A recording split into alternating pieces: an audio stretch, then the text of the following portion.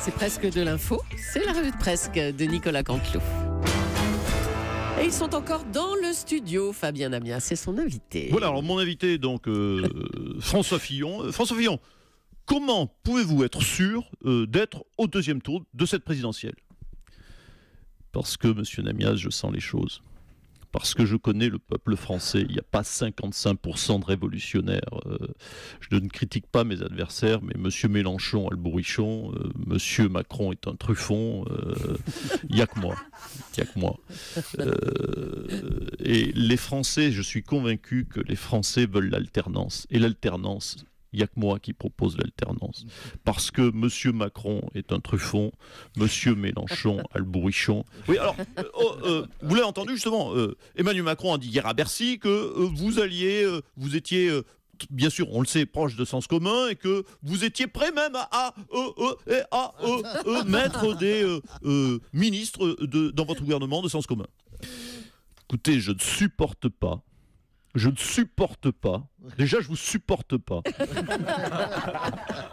la police de la pensée. J'ai des gens très à droite, mais j'ai aussi Nathalie Kosciusko-Morizet. Donc vous voyez. Alors justement, alors là, c'est pour moi une ouverture, une possibilité de rebond. Je vais tenter la question agressive. Alors justement, vous reprochez à Emmanuel Macron d'avoir dans ses équipes, de faire le grand écart, d'avoir tout et son contraire. C'est un petit peu votre cas, puisque vous dites que vous avez des gens de sens commun et en même temps, Nathalie Kosciusko-Morizet. Oh putain. Namias, monsieur Namias, sachez que si je gagne, c'est justement parce que les Français ne supportent pas cette police de la pensée. Tiens, en parlant de pensée, si je gagne, à faire virer Namias. Alors, on n'est peut-être pas là. La presse, vous faites siffler la presse dans vos meetings, monsieur Fillon. D'abord, ce n'est pas moi qui fais siffler, je suis plutôt un élément d'apaisement, mais il faudrait peut-être que la presse se pose des questions. Pendant 3-4 mois, on a versé de la boue sur moi.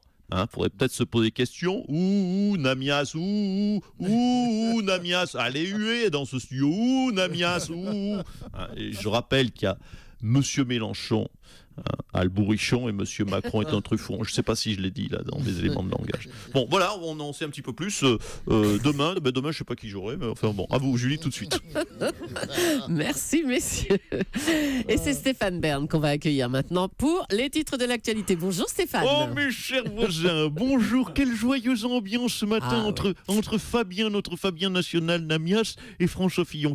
Quel metteur en fait, ce Fifi la grosse mèche. Oh, ça m'a remis du baume au cœur, toute cette bonne humeur communicative, car je vous confie, allez, je peux vous le dire, j'avais un peu le bourdon en pensant à François Hollande cette semaine. Ah bon, mais qu'est-ce qui vous a rendu triste, Stéphane ? Mais écoutez, je me suis mis, je ne sais pas pourquoi, je me suis mis à imaginer François Hollande gambadant une dernière fois dans les jardins de l'Élysée, cherchant les œufs et les retrouvant forcément, vu que c'est lui qui les a cachés comme il est tout seul aujourd'hui. Vous voyez le tableau ? Oh non. Bon, l'avantage, c'est que l'année prochaine, c'est vrai que dans son 2 pièces à Tulle, les œufs, ce sera plus facile à trouver. Allez, on passe au titre. Allez, on passe au titre de l'actualité. Stéphane Bern. Week-end Pascal. Tiens, Week-end Pascal. Tiens d'ailleurs, qui connaît la signification spirituelle de Pâques dans ce studio ? Non ? Toto Joubert, non, Toto Absolument Joubert, pas. Jésus n'a pas multiplié les œufs, non, c'est pas ça. Oh là Mais là. non, mais Pâques, c'est la résurrection de Jésus. Bravo, sœur Julie. Oh bah quand même. C'est la résurrection du Christ, mais personne ne s'en rappelle. Bref, on est un peuple laïque, c'est vrai, mais quand on peut gratter un jour off ou un week-end, tout le monde est là. On n'est pas couché. Yann Moix et Vanessa Burgraff sont reconduits la saison prochaine dans On n'est pas couché. Il y avait une rumeur qui disait que ça pouvait changer. Non, ils sont confirmés. La prochaine émission sera donc rebaptisée On n'est pas viré. Voilà. Et notez qu'il n'y a que notre Natacha Popo qui n'a jamais été virée, puisqu'elle est partie d'elle-même comme une princesse sylphide qui est partie monter tout à fait sa propre chaîne, son Netflix à elle. Kim Jong-nul. Oui, Kim Jong-nul. Oui, un dictateur. Bien trouvé. Non, en principe, c'est vrai, Julie, qu'un dictateur, c'est pas rigolo. Mais là, il faut bien l'avouer que Kim Jong-nul a un potentiel comique indéniable. Il a raté son dernier essai nucléaire. Il a fait une bombe. Elle lui pète dans les mains. Alors, s'il choisit franchement ses ingénieurs comme ses coiffeurs, faut pas s'étonner que ça lui pète dans les paluches. Paumé comme jamais. Paumé comme jamais. 30% des électeurs ne savent effectivement pas pour qui ils vont voter. Et l'électeur de gauche est encore plus paumé que les autres. Il hésite entre Mélenchon, Hamon et Macron. Et c'est pas le pire. Bah, c'est quoi le pire pour les lecteurs de gauche, Stéphane? Le pire, c'est en cas de second tour, Fillon-Le Pen. Il fait quoi notre pauvre électeur de gauche, hein, Natacha, hein? S'il y a du Pont-Aignan ou Mélenchon, vous voyez que j'ai regardé Ruquier, imaginez, vous êtes au restaurant, le serveur vous dit poulet ou bœuf, et là vous lui dites très poliment et un petit peu timidement, pardonnez-moi, je suis végétarien. Et là le serveur vous engueuler, c'est poulet ou bœuf? En cas de duel Fillon-Le Pen, il va voter Fillon, l'électeur de gauche. Non mais vous vous rendez compte, donc on arrive à démontrer que Fillon est de gauche. C'est vraiment n'importe nawak cette élection. Vous avez encore raison. Allez, à bientôt Stéphane. Je vous embrasse. Emmanuel Macron nous rejoint maintenant. Bonjour Monsieur Macron. Bonjour à toutes et à tous. On adore. Emmanuel Macron, vous avez fait Bercy hier soir. Oui, Hier. j'ai fait Bercy. C'est fou. La dernière fois que j'étais à Bercy, c'était pour voir les One Direction. Ah non. Oui, vous souriez, mais Brigitte m'avait donné la permission de minuit. Et là, c'est moi qui étais sur scène. C'est un truc formidable, un truc de dingue. Je recommande à tout le monde. Ça s'est bien passé hier après-midi? Ah super. J'ai fait les Two Direction. Un coup à droite, un coup à gauche. Vous connaissez. Alors un petit mot sur votre week-end plus généralement. Vous avez fêté Pâques? Écoutez, je n'ai pas dérogé à cette tradition, car j'aime le chocolat au lait. Mais, je dois le dire, j'aime aussi le chocolat noir. Allez. Quoique le chocolat au lait est plus doux. Et en même temps, l'amertume du chocolat noir n'est pas inintéressante. Bon, écoutez, on va pas avoir le temps d'attendre que vous tranchiez entre les deux. Là, Il y a le blanc, le chocolat blanc. Des fois, c'est bon aussi. Oui, bon, on a bien compris. Le Allez, Galac avec le petit dauphin. C'est bon. Merci, Monsieur Macron. Je vous en prie. Un mot Au sur le revoir à week-end. toutes et à tous. Un mot sur le week-end de Pâques avec Alain Juppé maintenant. Bonjour, Monsieur Juppé. Oui, bonjour. Alors, comment ça s'est passé du côté de Bordeaux? Bon, écoutez, très bien. Car vous savez, la chasse aux œufs, c'est un événement majeur pour moi qui ne suis que maire. C'est un peu mon G20 à moi, Ah bon? vu que je ne serai jamais président. Puisque vous le savez, j'ai tout raté. Oh, mais ne le prenez pas comme ça, Monsieur Juppé. C'est super, les chasses aux œufs, non?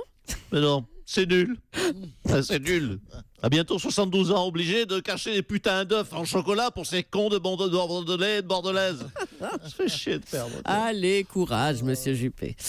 François Hollande est avec nous maintenant. Bonjour, Monsieur le Président. Oui, bonjour.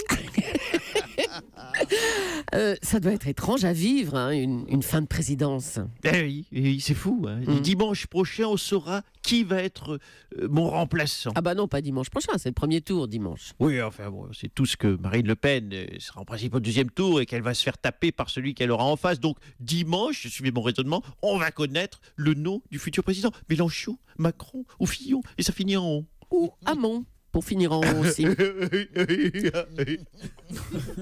Enfin, non, c'est bon de rire un peu. Ça, Non, c'est vache, hein. je suis fait surprendre par le Hamon. J'ai pas pu arriver. Non, mais c'est vrai que je suis naïve. Donc, merci en tout cas de me faire oublier cette dernière semaine un peu déprimante par ce Alors, bon mot. On se souvient que lors de la passation de pouvoir en 2012, vous n'étiez pas resté sur le perron pour regarder partir Nicolas Sarkozy. Est-ce que vous avez déjà imaginé ce futur moment pour votre départ à vous, cette fois-ci? Ah, ben oui, bien sûr, c'est des choses qu'on imagine. Oui, alors Alors, selon les candidats, c'est ça. Écoutez, c'est simple. Si c'est Mélenchon, il va me virer avec un coup de pied au cul. Ça, c'est sur le perron. Je pense que je vais descendre les marches très très vite.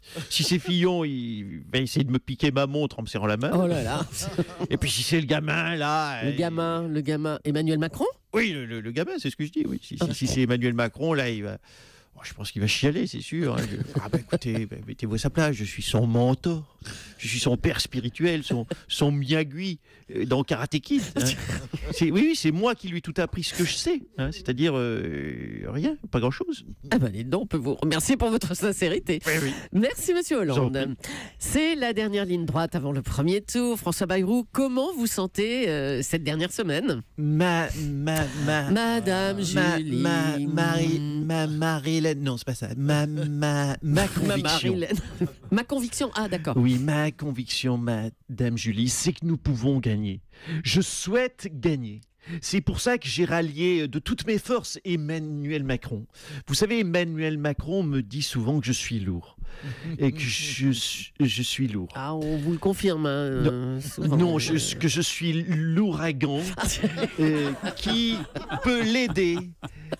Vous saisissez toutes les occasions. L'ouragan qui peut l'aider à le porter vers la victoire. Oui, ce qui a motivé notre association, Emmanuel et moi, en ce qui me concerne en tout cas, moi, c'est la lèche. C'est l'alléchante perspective de voir une France apaisée par Emmanuel Macron. Allez, on vous remercie, Monsieur Bayrou. Jean-Marie Le Pen a déclaré dans un tweet qu'il voterait Marine Le Pen. Bonjour, Monsieur Le Pen. Oui, bonjour Madame Leclerc.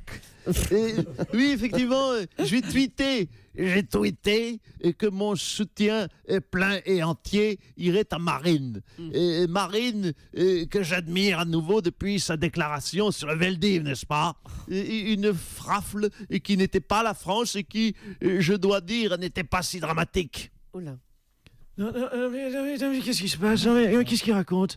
Mais ta gueule, papa. Non, mais j'ai cherché à me dédiaboliser pendant 10 ans. Tu vas tout foutre par terre et vous laissez faire, Mme Julie. Votez Marine Le Pen, je le dis sur votre antenne Europe 1, la seule candidate qui va enfin dresser les métèques. Oh, Monsieur Le Pen, s'il vous plaît. Non, mais c'est pas mon père, Mme Leclerc. C'est pas mon père. Tu aurais pas dû me mettre au placard, traîtresse. Je te soutiendrai jusqu'au bout, n'est-ce pas? Et tu vas en baver. Oui, Madame Julie, je soutiens la candidate de l'extrême droite, Madame Le Pen, car j'apprécie vraiment son islamophobie, son fascisme montant et sa relecture bienveillante de l'occupation nazie, n'est-ce pas? Non, mais arrête, c'est pas vrai. Les gens vont être au courant. Les gens t'écoutent. Papa, tu arrêtes. Madame Julie, n'écoutez pas. Je suis, vous le savez, tous et toutes autour de cette table, la candidate des fleurs et des papillons. Vous le savez, bien sûr, si vous le savez. Je suis prête à dire vive les, vous voulez que je dise vive les juifs? Voilà, vive les juifs, vive les musulmans. Et oh putain, j'y arrive pas, il a raison en plus.